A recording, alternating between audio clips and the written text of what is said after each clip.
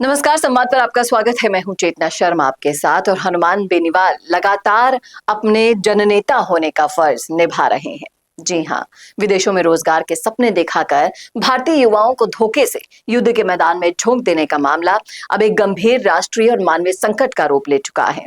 हरियाणा, पंजाब, राजस्थान, उत्तर प्रदेश और जम्मू जैसे राज्यों के दर्जनों युवाओं को एजेंट्स ने सिविल नौकरी का झूठा आश्वासन देकर रूस भेजा, लेकिन वहां पहुंचते ही उन्हें रूसी सशस्त्र बलों में शामिल कर लिया गया।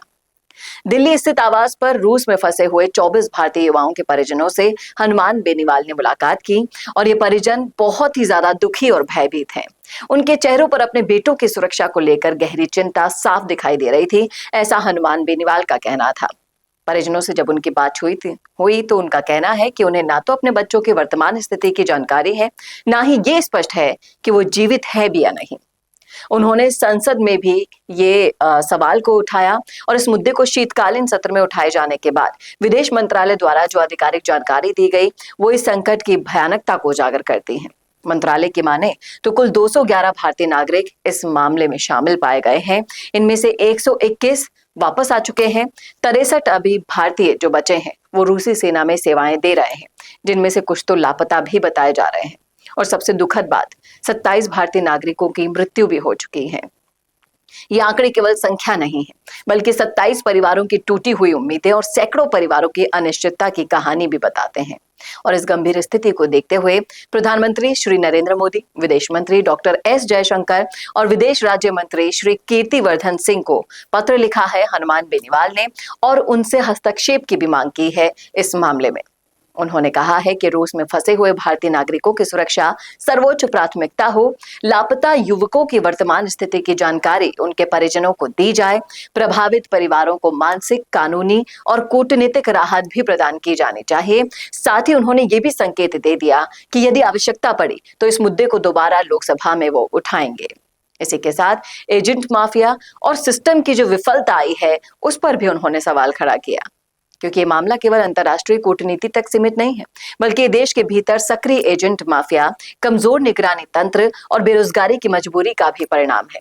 सवाल ये है कि ऐसे एजेंट कैसे खुलेआम युवाओं को विदेश भेज रहे हैं और जिसमें पासपोर्ट, वीजा, कॉन्ट्रैक्ट के स्तर पर जांच क्यों नहीं हो पा रही है, कहां चूक हो रही है और जब पहली मौतें सामने आई तो सख्त कार्यवाही क्यों नहीं हुई। ये सारे सवाल हनुमान बेनीवाल ने खड़े किए हैं। रूस में फंसे हुए भारतीय युवाओं का मामला केवल विदेश नीति का विषय नहीं है, ये मानवाधिकार, नागरिक सुरक्षा और राज्य की जिम्मेदारी का सवाल भी है। जिन युवाओं ने घर से सोचकर कदम रखा बाहर कि वो अपने परिवार का भविष्य संवारेंगे, आज वही युद्ध और मौत के साए में जीने को मजबूर हो गए हैं। अब समय आ गया है कि ये मुद्दा सिर्फ फाइलों और आंकड़ों तक सीमित ना हो, बल्कि ठोस कूटनीतिक कार्यवाही, एजेंट्स पर सख्त कानून और पीड़ित परिवारों को वास्तविक राहत के रूप में सामने लाया जाना चाहिए। क्योंकि हर लापता युवा केवल एक संख्या नहीं है, किसी का बेटा है, किसी का भाई है, किसी परिवार की उम्मीद है।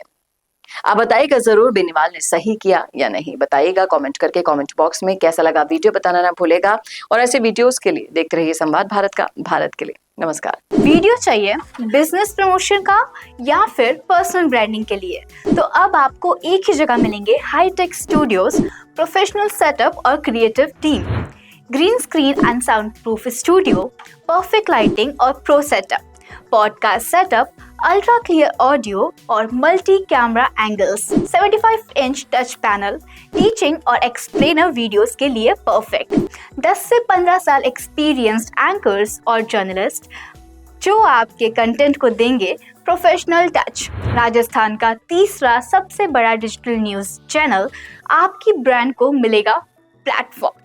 50+ प्रोफेशनल वीडियो मॉडल्स जो आपके प्रोजेक्ट को बनाएंगे ज़्यादा इंगेजिंग। हमने 5000+ बिजनेस और ब्रांड्स को ग्रो करने में की है मदद। अब आपकी बारी।